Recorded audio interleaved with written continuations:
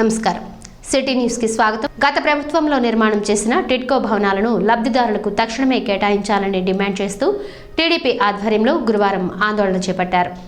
ఈ సందర్భంగా స్థానిక జగడ్గుంటపాలెం టిడ్కో భవన సముదాయాల వద్ద నుండి టీడీపీ శ్రేణులు లబ్ధిదారులు ర్యాలీగా బయలుదేరి పురపాలక సంఘ కార్యాలయానికి చేరుకున్నారు. మాజీ మంత్రి ఆలపాటి రాజేంద్ర ప్రసాద్, టీడీపీ గుంటూరు పార్లమెంటరీ మహిళా అధ్యక్షురాలు అన్నాబత్తుని జయలక్ష్మి పాల్గొని పురపాలక సంఘ కార్యాలయం ఎదుట నిరసన తెలిపారు. టీడీపీ హయాంలో పట్టణంలో 2300 గృహాలకు ప్రభుత్వం అనుమతి మంజూరు చేసి లబ్ధిదారులకు ఇల్లు కేటాయించిన విషయం గుర్తు చేశారు. ఈ క్రమంలోనే స్థానిక జగడ్గుంటపాలెం వద్ద 848 గృహాలు నిర్మాణం చేసి లబ్ధిదారులచే గృహప్రవేశం చేయించినట్లు వెల్లడించారు. లబ్ధిదారుల అనుమతి లేకుండా నూతన ప్రభుత్వం ఆ భవనాలను హ్యాండ్ ఓవర్ చేసుకోవడాన్ని తప్పుపట్టారు. దాదాపుగా 2000 ఇళ్లు నిర్మాణాలు పూర్తి కావచ్చాయని, మరో 4000 మంది లబ్ధిదారులకు ఇళ్ల నిర్మాణం చేయాలని భూసేకరణకు ముందుకు వెళ్లిన విషయాన్ని తేటతెల్లం చేశారు. పేదల సొంతింటి కల నెరవేర్చిన ఘనత మాజీ ముఖ్యమంత్రి నారా చంద్రబాబు నాయుడుకు దక్కుతుందనే ఈర్ష్యతో సీఎం జగన్మోహన్ రెడ్డి ఇళ్ల పంపిణీ దుర్మార్గంగా నిలిపివేశారని దుయ్యబట్టారు. అంతేగాక టీడీపీ హయాంలో కేటాయించిన ఇళ్లను లబ్ధిదారులకు అందివ్వడంలో ఎటువంటి వైషమ్యాలు కనబరిచినా సహించేది లేదని ఆగ్రహం వ్యక్తం చేశారు. ఈ సందర్భంగా మున్సిపల్ కమిషనర్ ఎం జస్వంతరావుకు, సబ్ కలెక్టర్ కె మయూర్ అశోక్కు వినతి పత్రం అందజేశారు. కార్యక్రమంలో టీడీపీ పట్టణ అధ్యక్షుడు మహమ్మద్ కుద్దూస్, పసుపులేటి త్రిమూర్తి, రావి చిన్ని, కావేటి సామ్రాజ్యం, డాక్టర్ వేమూరి శేషగిరావు, కుదరవల్లి శ్రీను, పెండేల వెంకట్రావు, గడవత్తి సుబ్బారావు, తాడిపోయిన హరిప్రసాద్, రావి సూర్యకిరణ్ తేజ, కె రమాదేవి, జెట్టి రేణుక, డి రమాదేవి, తోట లక్ష్మయ్య తదితరులు ఉన్నారు.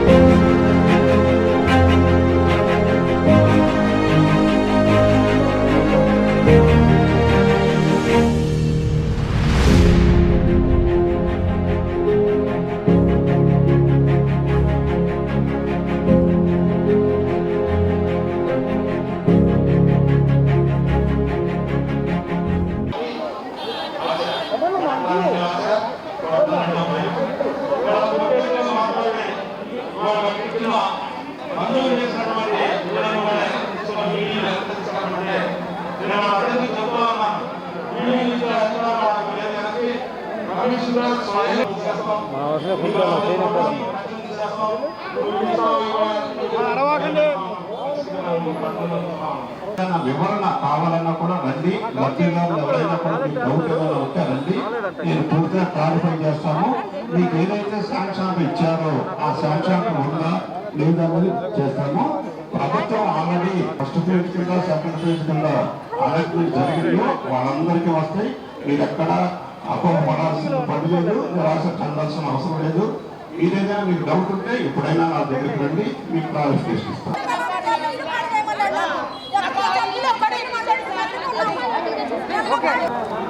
2300 ఇళ్ల నిర్మాణం గత ప్రభుత్వం శాంక్షన్ ఇవ్వటం, ఆ నేపథ్యంలోనే దాదాపు 2000 ఇళ్ల నిర్మాణం పైన చేపట్టడం కూడా జరిగింది. అంతేకాకుండా మిగతా 4000 ఇళ్లకు కూడా మనం భూమిని కొనుగోలు చేసే ప్రతిపాదన పంపించడం, ఆ తరుణంలోనే ఎన్నికలు రావడం, ఎన్నికల్లో ఓడిపోవడం జరిగింది. అయితే ఇప్పటికే 848 ఏళ్ళని గృహప్రవేశం చేయించిన సంగతి మనందరికీ తెలుసు. అయినా కూడా ఈ పట్టణంలో ఎవరైతే గృహప్రవేశం చేసిన లబ్ధిదారులు ఉన్నారో వాళ్ళందరికీ కూడా ఇల్లు కేటాయించకుండా అయ్యే ఇళ్ళని వాళ్ళ అనుమతి లేకుండా క్వారంటైన్కి అప్పచెప్పడం జరిగింది ఈ ప్రభుత్వం. ఇది చాలా అన్యాయం, దుర్మార్గం. పైగా ఎవరైతే ఆ రోజున లబ్ధిదారులుగా ఉన్నారో వాళ్ళ దగ్గరికి వెళ్ళి వాలంటీర్లు అందరూ కూడా మీకు ఇల్లు రావు, మీ డీడీలు మాకు వెనక్కి చేయండి అని బలవంతంగా కొంతమంది దగ్గర రాయించుకోవడం కూడా జరుగుతూ ఉంది. అందుకనే ఈ రోజున ఈ ప్రభుత్వం యొక్క స్పందన ఏంటి, ఈ ప్రభుత్వం యొక్క ఆలోచన ఏంటి, ఇవాళ ఎందుకు ఈ ఇల్లు ఇవ్వడానికి తాత్సర్యం చేస్తూ ఉన్నారు, ఎందుకు 80% నిర్మాణం జరిగిన ఇళ్ళని కంప్లీట్ చేయకుండా ఉన్నారు అంటే, ఈ రకంగా ఒక 5 సంవత్సరాలు ఈ నిర్మాణం చేపట్టినట్లయితే 30 లక్షల మందికి కూడా ఇవాళ ఏదైతే జగన్మోహన్ రెడ్డి గారు ఈ యొక్క ఇళ్ల స్థలాల కోసం భూముల్ని కొనుగోలు చేస్తూ ఉన్నారో, పేదవాడికి సెంటు పొలం ఇస్తామని చెప్తా ఉన్నారు, ఆ సెంటుకి మెరకేస్తామని చెప్తా ఉన్నారు, ఆ మెరకేసిన తర్వాత ఇల్లు కట్టించిస్తామని చెప్తా ఉన్నారు. ఇదే ఇళ్ల నిర్మాణం జరిగితే రాష్ట్ర వ్యాప్తంగా 30 లక్షల మంది ఇళ్ళకి కూడా ఇవాళ మనం వాళ్ళ ఇంటి కళను సాకారం చేసిన వాళ్ళం అయ్యేవాళ్ళం కదా. బ్రహ్మాండమైన ఇళ్ళు, నూతన టెక్నాలజీతో ఉన్న ఇళ్ళు, ఆఖరికి మేకు కూడా దిగబడినటువంటి ఇళ్ళు, అలాంటి ఇళ్ళని నిర్మాణం చేసి ఆ ప్రభుత్వం ఒక అడుగు ముందుకు వేస్తే ఇవాళ ఇంకో అడుగు ముందుకు వేసి వాళ్ళందరికీ ఇల్లు అప్పచెప్తే వాళ్ళు చాలా సంతోషంగా ఉండేవాళ్ళు జగన్మోహన్ రెడ్డి గారు. కానీ మీరు ఆ ఇళ్ళని అప్పచెప్పినట్లయితే, ఆ ఇళ్ళని కట్టించినట్లయితే, ఆ ఇళ్ళ నిర్మాణం పూర్తి చేసినట్లయితే, ఆ ఇళ్ళ నిర్మాణం జరిగిన ఇళ్ళని లబ్ధిదారులకు ఇస్తే చంద్రబాబు నాయుడు గారికి పేరు వచ్చిందని చెప్పి బాధపడినటువంటి ముఖ్యమంత్రి నువ్వు. కానీ ఇవాళ పేదరికాన్ని గుర్తించట్లా, పేదరికాన్ని పోగొట్టడానికి ప్రయత్నించట్లా, వాళ్ళ ఆకలిని తీర్చడానికి ప్రయత్నించట్లా, వాళ్ళ ఆవేదనని అర్థం చేసుకోవట్లా.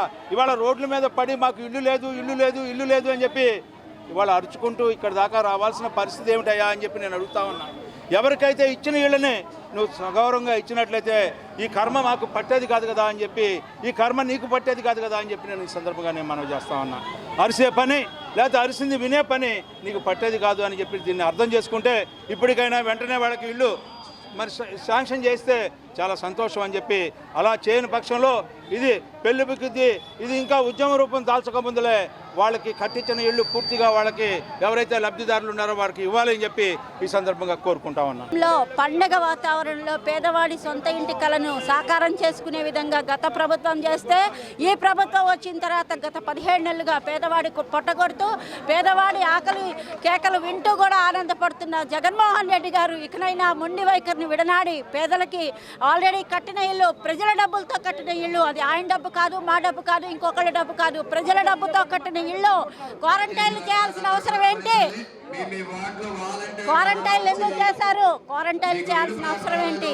పేదవాళ్ళకి వెంటనే ఇల్లు కట్టించి ఇల్లు ఇవ్వాల్సిన ఆవశ్యకత ఎంతైనా ఉంది. నిర్మాణంలో ఉన్న ఇల్లు 40% పూర్తయిన ఇల్లు కూడా పూర్తి చేసి వెంటనే పేదవాళ్ళకి అప్పు చెప్పాలని చెప్పేసి మేము డిమాండ్ చేస్తున్నాం.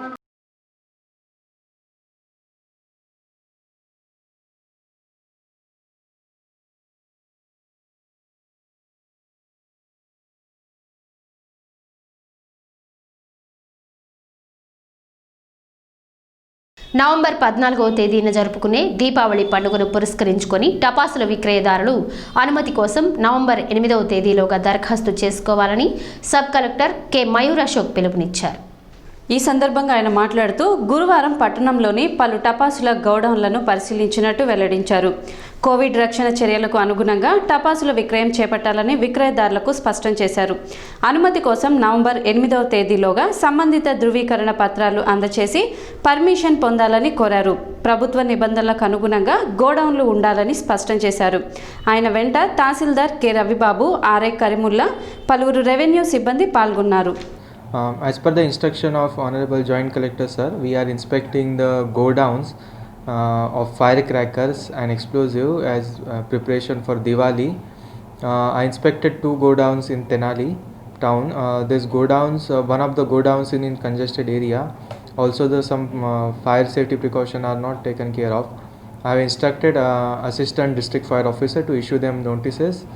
And also MRO also had instructed to issue them notices to shift the godown in the safer place.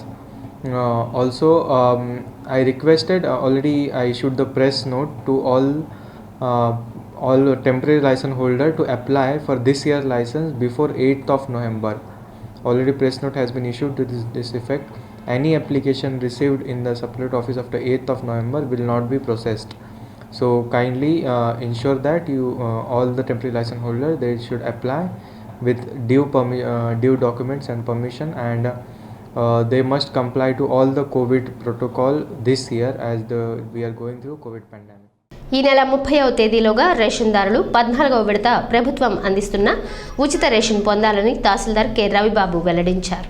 ఈ సందర్భంగా ఆయన మాట్లాడుతూ కరోనా కారణంగా ఉపాధి లేక ఇబ్బంది పడుతున్న పేదలకు ప్రభుత్వం అందిస్తున్న ఉచిత రేషన్ 14వ విడత అన్ని రేషన్ దుకాణాల ద్వారా లబ్ధిదారులకు అందిస్తున్నట్లు స్పష్టం చేశారు.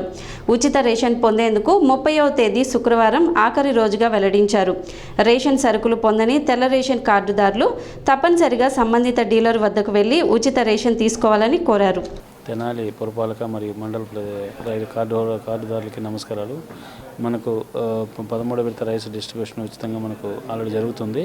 ఇది గతంలో 25-27 తారీఖుల దాకా ఇస్తుండేవాళ్ళు. ఈ నెల మాసంలో మనకు కొంత సర్వర్ డౌన్ అవటం వల్ల కొన్ని అనివార్య కారణాల వల్ల దానికి రేపు 30 దాకా కూడా పెంచడం జరిగింది. కాబట్టి కార్డుదారులందరూ కూడా మనం ఒక సౌకర్యం కల్పించాం. కాబట్టి మీరు అందరూ కూడా రేపు కూడా రైస్ డీలర్ దగ్గరికి వెళ్ళి తీసుకోవాల్సిందిగా కోరుచున్నాం. నవంబర్ 2వ తేదీ నుండి రాష్ట్రంలోని పాఠశాలలు, కళాశాలలు తిరిగి పునః ప్రారంభమవుతాయని విద్యాశాఖ అధికారి స్పష్టం చేశారు.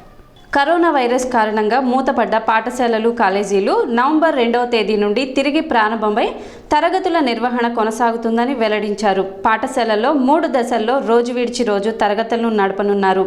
కోవిడ్ వ్యాపించకుండా అన్ని రకాల జాగ్రత్తలు తీసుకుంటున్నట్టు స్పష్టం చేశారు. అదేవిధంగా ప్రభుత్వ ప్రధాన కార్యదర్శి నీలం సాహ్ని గురువారం క్లాసుల పునఃప్రారంభానికి సంబంధించిన షెడ్యూల్ను వివరించారు. నవంబర్ 2వ తేదీ నుంచి 9-10 ఇంటర్మీడియట్ తరగతులు రోజు విడిచి రోజు నడపనున్నారు. హయ్యర్ ఎడ్యుకేషన్కు సంబంధించి అన్ని కాలేజీలకు నవంబర్ 2వ తేదీ నుంచి తరగతులు ప్రారంభిస్తారు. రొటేషన్ పద్ధతిలో ఈ తరగతుల నిర్వహణ ఉంటుందని స్పష్టం చేశారు. నవంబర్ 23వ తేదీ నుండి 6, 7, 8 క్లాసుల బోధన ప్రారంభం అవుతుందని, రోజు విడిచి రోజు హాఫ్ డే పాటు క్లాసులు నిర్వహించాలని వెల్లడించారు. డిసెంబర్ 14వ తేదీ నుండి 1, 2, 3, 4, 5 తరగతులు ప్రారంభం అవుతాయని, రోజు విడిచి రోజు హాఫ్ డే పాటు క్లాసులు కొనసాగుతాయని స్పష్టం చేశారు. అన్ని ప్రభుత్వ, ప్రైవేట్ విద్యా సంస్థలకు ఇదే షెడ్యూల్ వర్తిస్తుందని వెల్లడించారు. కేంద్ర రాష్ట్ర ప్రభుత్వాలు అనుసరిస్తున్న కార్మిక వ్యతిరేక విధానాలకు నిరసనగా నవంబర్ 26వ తేదీన జరిగే సార్వత్రిక సమ్మెను జయప్రదం చేయాలని సిఐటియు జిల్లా అధ్యక్షులు దండా లక్ష్మీనారాయణ పిలుపునిచ్చారు. ఈ సందర్భంగా గురువారం స్థానిక చెంచుపేటలోని ప్రజా సంఘాల కార్యాలయంలో ఏర్పాటు చేసిన విలేకరుల సమావేశంలో ఆయన మాట్లాడారు. కేంద్ర ప్రభుత్వం కరోనా వైరస్ను అడ్డుపెట్టుకొని కార్మిక చట్టాల్లో సవరణలు చేసి కార్మిక హక్కులను హరించే ప్రయత్నం చేస్తుందని దుయ్యబట్టారు.